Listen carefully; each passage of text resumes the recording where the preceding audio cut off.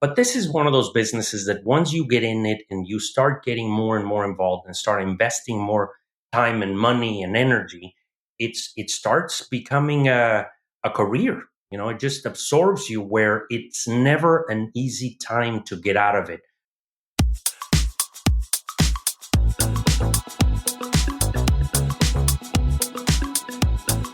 Hey, it's the Profit Answer Man, Rocky Lalvani. If you're new to the podcast, check out my interview with Mike Michalowicz. It's episode number 2. If you want to hear about each chapter in the Profit First book, go back and listen to episodes 3 through 13. Episode 1 is the why and how. On the Profit Answer Man, we learn money mastery without all the complicated accounting mumbo-jumbo using a simple system. Your accountant is busy documenting your transactions and creating a rearview mirror of what happened. My guess is you don't even look at the reports they sent you. If you're like most business owners, you struggle with this, and it's not your fault. We aren't taught money in school, and accountants aren't taught how to be profitable. The Profit First system created by Mike Michalowicz works, and he certified me to help you implement the system in your business. Remember, the new equation is sales minus profit equals expenses. Let's face it, without cash flow, you can't pay your employees, buy needed materials, or pay your mortgage and support your family. I help you to do that and more, so you can focus on the parts of the business you love and receive the rewards for your labor and investment into your business. The stronger you are as a business owner, the more jobs you create, the better we are as a country. Small business owners are the backbone of America, and for that, you deserve to be well rewarded. Just remember, more revenue does not equal more profit. That's why we focus on the bottom line.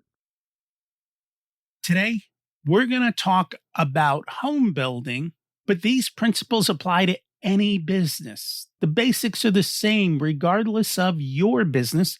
You just got to figure out how to adapt this to your model. Even in the world of real estate and building, there's so many different ways to develop a business model and make money. I'm sure it's the same for your business. Today, we've got José Berlanga, an entrepreneur from Mexico City with over 35 years of experience. He's made a significant mark in Houston's real estate industry, notably through co-founding Tricom Homes. He's got a diverse background, including degrees in business administration, economics, and philosophy, which has fueled his success in various sectors, making him a source of inspiration and mentorship for the business community. Let's meet Jose and see what we can learn. Welcome to the Profit Answer Man, José Berlanga. It's great to have you join us today. Rocky, thank you for having me in your show. It's great to be here. And as always, we love to learn. So can you share a little bit about yourself and your business? Yes. Predominantly, I am in the real estate business, land development, residential construction, commercial. I own a lot of investment properties in the real estate business, but most importantly, I'm an entrepreneur. I've been in a lot of different industries. You name it, I've probably had something to do with it at some point, whether it's a partner, an investor, or an operator. So what got you into real estate? It was a little bit of an accident. I always say that all of us are in real estate one way or the other sooner or later, even if we are tenants, even if we are buying a home, even if we're building something or eventually need a property, it can gradually turn into a business. We normally, little by little, end up in this business, whether we intend to or not. Originally, my intentions were to start a construction company with my brother, who is an architect. And little by little, we started getting more and more into it, where I invested a couple of decades building homes and doing land development projects. What made you stick in it, though? Because I know you said it wasn't really what you wanted to do. I had no intentions of staying in this business in the long term. Really, my objective was to start the business and build it and move on to something else. I really did not want to be a builder for all these years, and but this is one of those businesses that once you get in it and you start getting more and more involved and start investing more time and money and energy, it starts becoming a career. It just absorbs you where it's never an easy time to get out of it. One of the reasons it's difficult to get out of this business is because it is very, very cash intensive, capital intensive, where at some point these cycles are long. You invest money and you don't see it for a couple of years. And sometimes you start a new project before you get out of the first one, and it starts becoming a domino effect where there are years when you're doing so well, making a lot of money, you don't want to get out of it. And there are years when it's doing horrible, but you can get out of it because you have so many problems and so many deals to work through. So it's one of those businesses that it's not easy to turn on and off overnight. You have to face out of these developments a little bit at a time. So it's somewhat the nature of the business forces you to remain in it. And before you know it, you've been in it for longer than you can think of. It's funny. When business is good, people don't want to sell. And yet, that's when the business is most valuable. If the business is losing money, nobody wants to buy it. And so you have that weird dichotomy of, I guess you have to decide how much is enough and when is enough. And also, what is very, very difficult is to time the business, because when it's worth a lot, we tend to think that it's just going to be worth more if we wait a little longer. But it's not always the case. There are cycles, there are peaks at some points in our career and in our business. And I've been through that where my business was doing very well, and maybe there was a possibility of selling it, but then something happened, markets change, circumstances, economic issues come about, and then you wish you had sold, or you wished you had slowed things down when the time was right. But it's hard to time it. Out of curiosity, where do you think we are in the real estate cycle right now?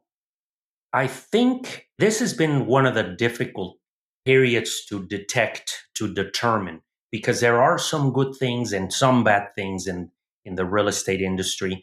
Of course, interest rates is the big issue. They're high, but overall inventories have been low until recently. And it has been difficult to determine whether it's a good time to either buy or sell or to continue developing. I think we're past the worst. I'm waiting. I think we're all eagerly waiting for these elections to make a difference, because what I'm seeing, what I'm noticing, is that there is more emotional and psychological slowdown in our industry, which is really the result of people wanting to wait. We see a lot of qualified buyers and a lot of investors that are just sitting on the sidelines, not because they can buy or invest or expand, but because they don't know if it's quite the right time to do so. So they're just waiting. I think once we get that message that things are moving forward, we're past the elections, interest rates continue to go down, a lot of money is going to be deployed in buying and investing in growth. So I think we're towards the end of a relatively difficult time that we've been through over the last year or so.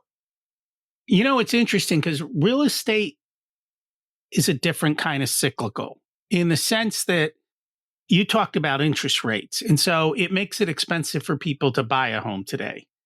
At the same point, if you're sitting on a 2.5%, 3% mortgage, you don't want to give that up. So you're not selling your home. But if interest rates drop, I'm wondering if there's going to be a flood of inventory come out, which again, if there's a flood of inventory, prices will plummet. Yes, yes. This is a confusing subject that we're all trying to figure out in which direction is going to go. Yes. And you're right. Builders and developers, when things slow down, one of their biggest competitors represents resales. resell property because circumstances are not necessarily related to interest rates. This time around, we had very little resale inventory to compete with. There were other Hmm. issues, other factors that were affecting us. So that is the big question. What is going to happen?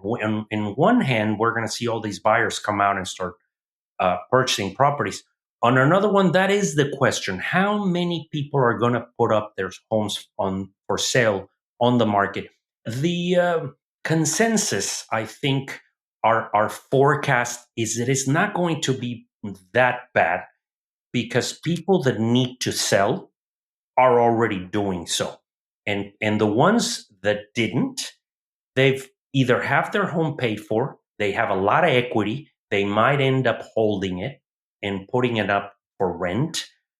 Baby boomers that have property that don't necessarily want to get rid of, they're just keeping it as an investment, and a lot of them are just upgrading. So you're going to see a lot more movement, change in ownership, but we don't feel that, being that this was not necessarily an economic bad cycle, it was just an high interest rate. It was a lack of affordability more than Right. an economic issue. So we don't think it's going to be a big problem when interest rates drop. And it's funny because people don't realize you're talking about turning your home into a rental. But yet, when interest rates drops, buying a house becomes more affordable. And I know the last couple of years, rents have gone up a lot. So that might shift the rental industry and rents may drop, in which case people don't want to hold the rental property because it's not giving them a good return. There's all these Yes, moving parts.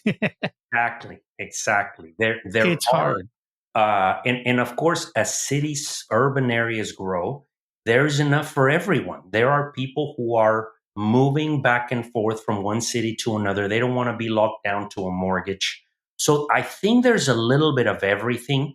And really, the rule of thumb is, as long as the economy is solid, as long as employment is moving forward, in psychologically, we feel that we're able to live in a great place and pay the rent or pay the mortgage. We normally get out of those uncertain times. So we're thinking that we've been through the worst in the real estate, at least in the residential. Well, there are other issues, of course. We're still struggling with a commercial, mostly the office space after COVID. That's still an issue that is being resolved. I don't. I think that's a whole other subject that might take a little longer to discuss. And I think that's the key with real estate. It's locality and use. And, you know, commercial may go down, residential may go up. It might be up in your neighborhood, it might be down, 50 miles away. Yeah. You just don't know. And it could even be, I know in certain cities, it's block by block. And that's how local it can get. And you really have to understand your markets. If you don't, as you said, you're making choices today, you're making large capital investments today, and you've got to make sure you can cash flow to the end. Because if Yes. you Yes. don't, the deal blows up. You're very right. Real estate. You cannot generalize it. It's by region, by area, by price point, by type of product. And normally we tend to think it's either doing well or it's doing poorly, but not necessarily. Sometimes, me, after being in it for so many years, sometimes the lower price points are doing great. The multi-million dollar properties slow down, and other times vice versa. Vice versa, they're affected by different things within the economy. So they're not all real estate is equal. No, it's not. And it's a long-term game, which means you have to make long-term decisions and think through. I know a lot of people, especially in land, will buy land today that they don't even plan on developing for 5 to 7 or 10 years. Um, we've got a local builder here, and he will he'll buy up land knowing that at some point he's going to redevelop it. So they'll buy a golf course and they'll let it run as a golf course, and it might lose a little bit of money. And then one day, all of a sudden, it turns into a development. Yeah, yeah, Or it could be commercial space just sitting waiting for the opportunity to when it makes sense. But you've got to have the capital reserves to do that. So let's get into kind of the nitty gritty of real estate. I've worked with a lot of builders. I've worked with a lot of people who are, just average Joes flipping a few properties, doing different kinds of things, because real estate allows a vast majority of people to get involved in very different ways. Yeah. The couple things that I find is, especially as they start small and they start to grow, is if you think about it, whether even if you're just remodeling a house, but in your case, you're building a home. Do you have any idea how many different items actually go into a home? Like how many thousands of Thousands of components and parts and items, but not as many vendors and contractors to keep track of. That's the good thing. right? That you can consolidate those by categories to simplify your accounting. That's where you can probably make things a little easier. And I think the big thing there, though, is being able to tie, and because this is what I hear. Oh, our guy goes out to Home Depot, they run out to pick up a handful of things, or maybe it's the lumber supply, and they're picking up work for 6 different jobs.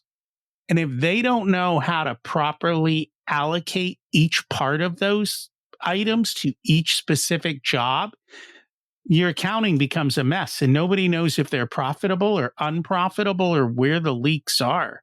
I'm guessing you've built systems to be able to handle all of that. Very much. It takes time. I have to admit that it's not something that someone can master overnight. I've seen hundreds of people over the years come in and out, do a project, assume that it's easy, that anybody can do it. They lose their money, they move on, and they ended up not making any money, get discouraged, and not try again. But there are many things to consider here. Because we can break this number subject, this budgeting, into several categories.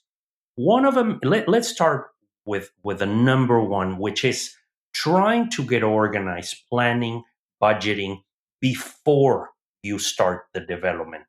Believe it or not, many people do it as they go. They're getting proposals as they go instead of planning, and they don't keep track. Here's another example. A lot of people do a budget and they may price out everything they need, but they stop doing bookkeeping and entering everything so that they keep a tally by category of what they're spending. And before you know it, they lose track of the money that goes in and out and for what purpose. If you're not detailed to the penny on what it is that you're spending and what you're spending it on, it is very easy to start losing track.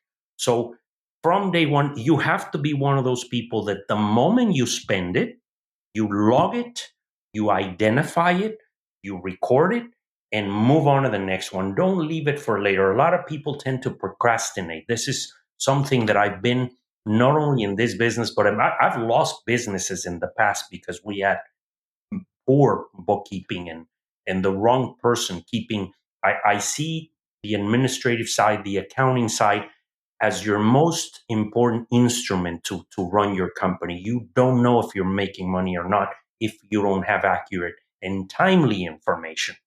Where are you spending it? How is it going? Where is the cash going is a mystery of many businesses. And if you don't do it on a timely basis before the fact, that's a big problem. So, and the other one is lack of experience, assuming being too optimistic when you operate a business, whether it's construction or anything else. You tend to think that you're going to be able to do it better. You're a better negotiator. You're faster. You neglect some of the carrying costs. You neglect some of the categories that perhaps you didn't even know existed. And that lack of experience eventually starts kicking in, where you realize that there was much more than you anticipated. So knowing the business and planning it is another thing. We're talking about this as if it's so simple, but it's not. I've dealt with a lot of people in this space, and being able to A, not only plan up front, but B, compare at the end, how did I do versus my plan? And then change your bidding or your pricing going forward. I knew during COVID there were a lot of people who didn't pay attention to input prices. And during that period, things spiked and moved so quickly that builders were selling houses and they had to bring a check to closing Oh yeah. because the cost went up so much. They actually had to pay somebody because they built this house, which you can't do that and stay in business. Yeah. Yeah. um, and if you don't know where the problem is, you can't fix it. So you've always got to compare to budget what's going to happen. And I think the other thing, it's difficult in building, it's also difficult in manufacturing. It's what we call people talk about the WIP account, which is work in Work in progress. progress. Correct. Yeah. So for example, you're building a house and you might have put in the basement, you've done the foundation, you put up the framing, and you put up the roof, you put up the shingles, and you look at it and go, well, I've spent $125,000 out of 300. I'm doing fine. Well, how do you know? How do you know that that 125 was ahead or behind plan based on what has already been completed? You might already be 20 grand over budget and not realize it unless you actually match your cost to your timing. And then I know in the building industry, you've got a time when your money's coming in to match all of that. At least in building, you get money along the way. In manufacturing, you might get a deposit up front and then you get money when it's finished. Yeah. But you have to keep track of all these things and know how it works, because Oh, otherwise. yeah, yeah, yeah. And it goes with every industry. That's an interesting. You bring up that example. I've in our early years, or when we're doing some isolated development project out of the ordinary, where we just don't have the ability to plan with so much precision. Let's say that we plan to build something for $200 a foot or whatever. uh, as you're looking at it in real time, oh, I'm only at 100. I'm only at 110. So you nailed it. But the question is, what am I still missing? And in relation to what am I missing, am I still under budget or over budget? The answer is you cannot budget a development or a project in its totality. You have to do it by category and log in your costs category by category and compare what you budgeted on for that item against what you ended up spending. And little by little, you start filling in the blanks to understand whether you're on the right track or not. So, and adjust as you go, but you have to be very, very familiar. Also understand that there's going to be surprises, unpredictable things, but it happens. Believe it or not, it's a big issue with construction and in real estate, but it's an issue with every industry that I've ever been in. Managing numbers, having the discipline, first of all, to understand the industry standards for your accounting, for your work in progress, for the cost that it represents to operate your business, to understand that, and then have the discipline to keep it up to date every day. One of the issues, one of the problems that entrepreneurs have is that they tend to be very technical, very artistic, or negotiators. They love the business side. They don't love the office work. No, not many people do. Not many entrepreneurs. So they put it off. They procrastinate, and before you know it, you start trying to figure out why, if you're selling all this in what appears to be a successful business, but you're not making any money. So because you're not paying attention to every dollar that's going in and out and what is it being spent on. So information. And it's funny because I also work with people in the marketing space and kind of in the creative space. And it's no different. If you're building a website or you're doing a project that's a 3-month project, if you're not tracking your employees' time spent on building what you're designing or delivering to the client, you don't always know. And when we start to actually tie out employees, billable time, and how much time they budgeted versus how much time it actually took them, we start to see that a $50,000 project could be unprofitable and a $5,000 project might be super profitable. And if you would just sell the small, teeny $5,000 projects, you make money hand over fist, but it's not the glory of the $50,000 sale that we all chase after. And yet, Yeah, if you don't absolutely. look at the numbers, you don't know that. That's very important that you mentioned that, because I break this into two categories. One is costing things, understanding how to cost. Whether you're making a dish for a restaurant and knowing how many items of each one of your condiments and ingredients you need in order to do the dish, or whether you're building a car or a home or whatever it is, you need to break down and understand the items in that particular industry before you can sell them. There are other intangibles. You operate. How many of those items do you need to sell in order to break even and cover the other expenses that your company represents? We neglect to do that sometimes. What is my time worth? What is my team's time worth? How much of X and Y and Z do I need to sell every day and every week and every month in order to break even, and then eventually to start making money? So that is one factor. And really, time represents so much. I'll give you an example of something that we learned early on.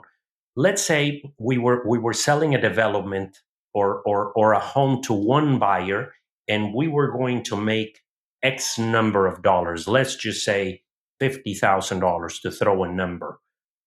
Well, we started understanding that dealing with one buyer was taking so many resources out of our company and our team, everybody's participation, that we understood at some point that building for one buyer would cost as much or more as building 6 homes without a buyer. I'll give you that's just a simple example of what you're saying. We were our efficiency would be affected by dealing with certain products and certain customers, where it was better to just build our cookie product without having anyone slowing us down and make less per unit, but multiply times more units. So there was a cost involved, and like you said, it sounded attractive to make more money on one particular transaction. But when you added the amount of time and effort and energy and all those other variables that may not be so tangible, it ended up being a losing project. It ended up being a loss for the company. So you have to know your niche market. You have to understand what business model. Here's a key factor, the key ingredient. What is your business model? Are you building one house a year or 100 houses a year? What prices, what finishes, what selections? The same goes for the food industry. What type of menu you have? Is it a fast food or a high end? In order to price things and make money, you have to understand and differentiate the product that you're in versus the rest in the industry. It's funny you mentioned that. We use the same formula for every business that we figure out the math of that business. Now, in some businesses, parts of the formula, there's a zero in front of it, meaning, you know what? In this business, that part of the formula doesn't apply. And once we start to understand how that whole equation plays out, then we start to see where we have leverage. and we start to be able to answer these questions. Hey, if I build 100 homes at this and I do it in this much time, how does that compare to 10 homes at this price and in these types of constraints? And when you start to look at all the math, it becomes crystal clear what the decision is for what your skills and your business ability are. I find very few business owners do the math to figure out their business before they do it. And it doesn't matter what kind of business it is. I have one client who I worked with, and they wanted to open up a new location. And so we asked a handful of questions and we showed them the math. I said, "What do you want to do?" He goes, "That's going to lose money." I go, "Yes, it is." And so we said, "Well, maybe we can do something else. Here's some other ideas." And they tried some other ways of doing it that may or may not work. But again, you always have to be able to understand the business before you begin. When we were doing the real estate stuff, we always knew our math before we made the offer on the property because we knew how to back it all the way out. Now, is it going to be perfect? No, it's a guess. But at every step of the guess, we left a massive amount of margin so that if we made mistakes, we could adjust. And throughout the entire process, we were constantly keeping up to say, where are we versus our budget? On track, ahead of track, behind track, and then we could make decisions of what to do, not to do, and how to adjust as we went through. And I know in the book, one of the things you talked about, and I think this is what people don't realize, little costs can multiply massively and add up to very, very big numbers. And if you don't understand that your particular business happens to have a lot of little costs with a big number in front of it to multiply, as you said, you build a home, there's thousands of things that go in there. I don't know how many light bulbs are in a home, but, let's say there's 50 light bulbs in a home. Every time you pay $1 more for a light bulb, it's $50 for that times 10 homes and next thing you know. Yeah. And that's one item. Now, if you do that times 100 items, all of a sudden you're talking some serious cash. And that's why the little things really matter. Correct. I agree. I always talk about trying to differentiate an overage, an over budget, or a delay versus the accumulation of overages and delays. Those are the painful ones. It's not just one that's going to affect your business. It's the accumulation of all these small ones and paying attention to it.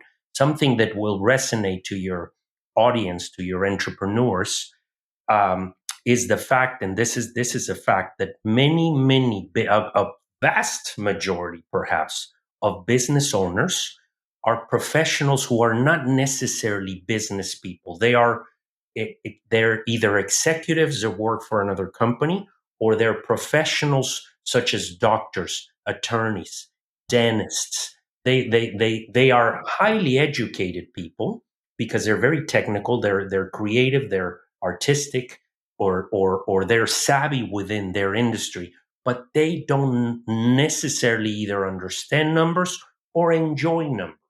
So they don't focus on that, and they focus on understanding what they do and how to be the best at what they do, but not necessarily how to maximize their business, how to run it, and how to make money, and how to manage a business. Many times we enter an industry hoping to do whatever it is that we enjoy.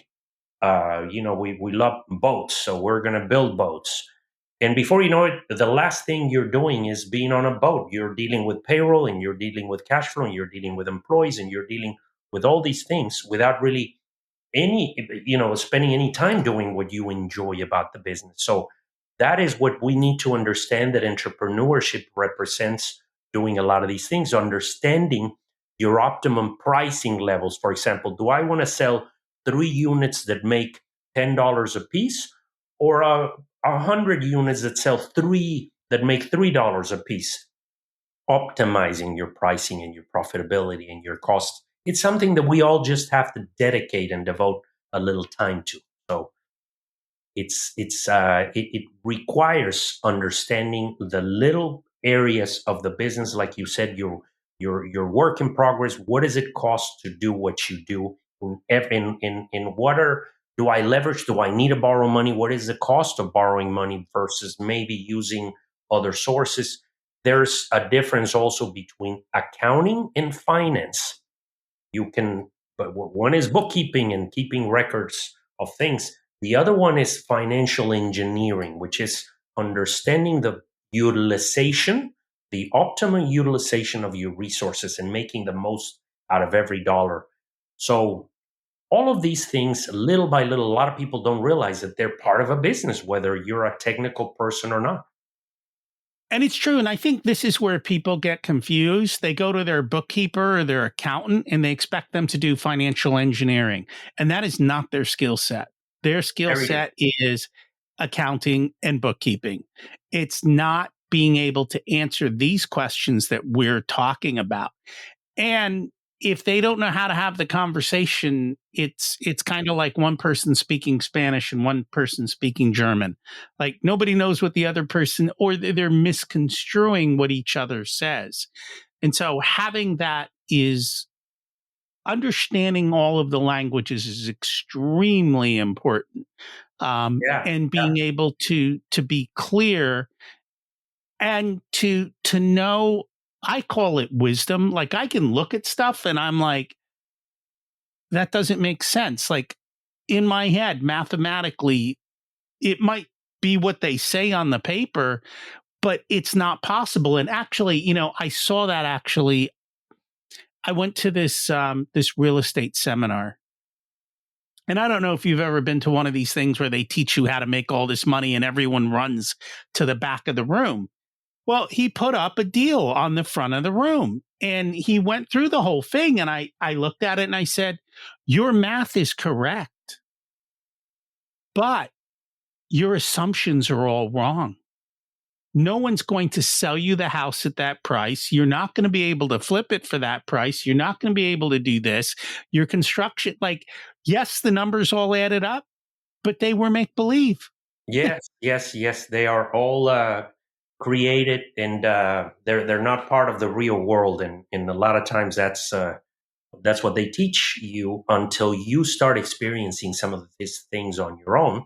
And that's why we always need to talk about the fact that you may fail in some of these exercises, and you have to understand that it's part of the process, part of the learning curve in every business, and to constantly be improving. Understand the differences in languages. Not all numbers are equal. Just like you said, if you're trying to talk finance with your accountant and vice versa, they're not going to get what you're saying, or they probably might lead you to believe that they do, but it's not going to make sense. One of them is recording information, the other one is deciphering the information, making sense out of it. The same goes, for example, where a lot of entrepreneurs don't really understand the enormous difference between profits and cash flow. Mm. They're two completely different animals.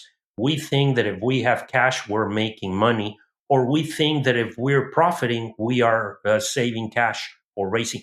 Not at all. Not at all. They're completely different, like you said, with different languages, the English and German. And if you don't understand what it is that you're looking for in within the business, for example, you can lose money for a long time and continue being in business as long as you have the cash flow to support it and you keep raising for certain stages of your business. On the contrary, you may be profitable, but if you run out of cash, you're going to go out of business overnight. And these are things that are very elemental to some people that are that understand the language of money, and some people who are great at their science or their craft, but they don't understand some of these fundamentals. And you can be profitable and have no cash. Absolutely. Yes. That is Yep. another big disease. We make money and many entrepreneurs spend it as fast or faster than they're making it in a number of unrecorded, on without really evaluating where and why. And this is where information needs to be available. And honestly, for me, I see the classic example is somebody new in real estate. They get one or two good deals under them, and then they decide to do 10. And somewhere in, they go buy 10 properties, and about the third rehab, they run out of cash.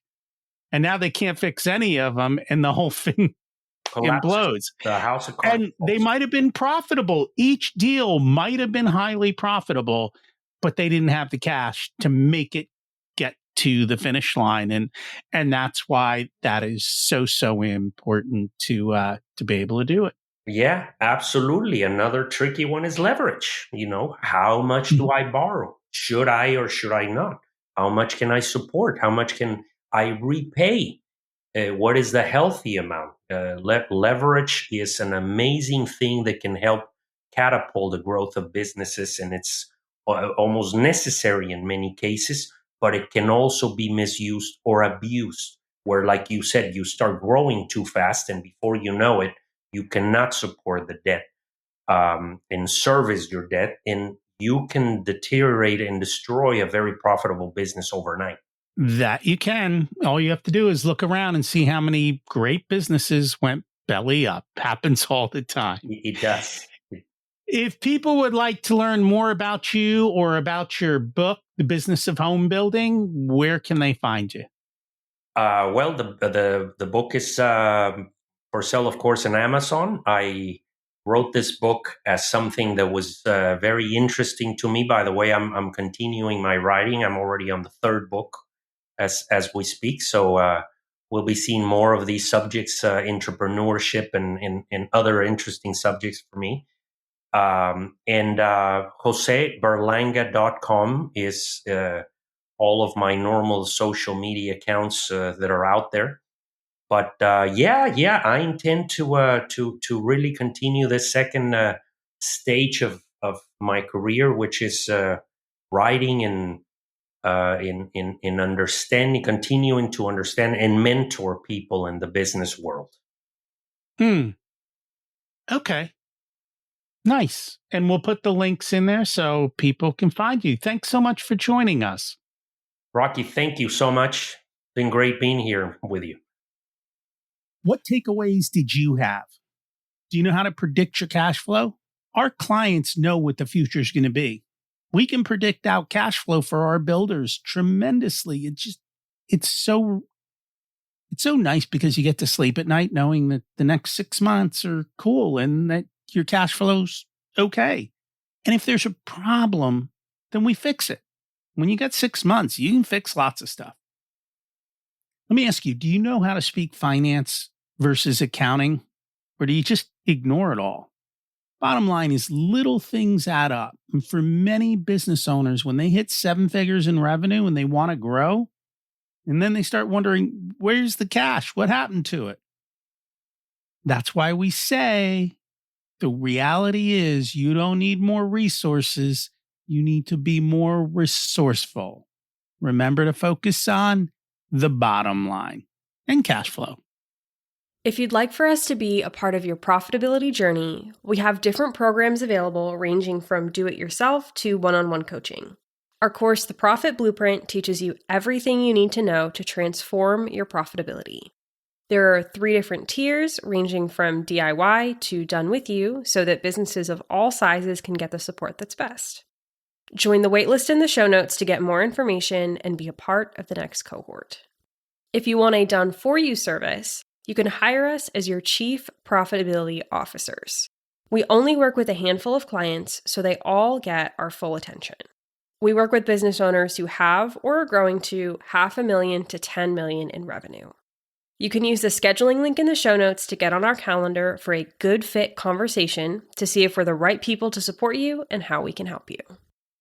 Remember to check out my other podcast, Richer Soul, where we talk about how to live the ultimate life and be the best business owner you can be. As we close out, let's repeat the mantra. Revenue is vanity. profit is sanity and cash is king. Have an abundant and profitable week.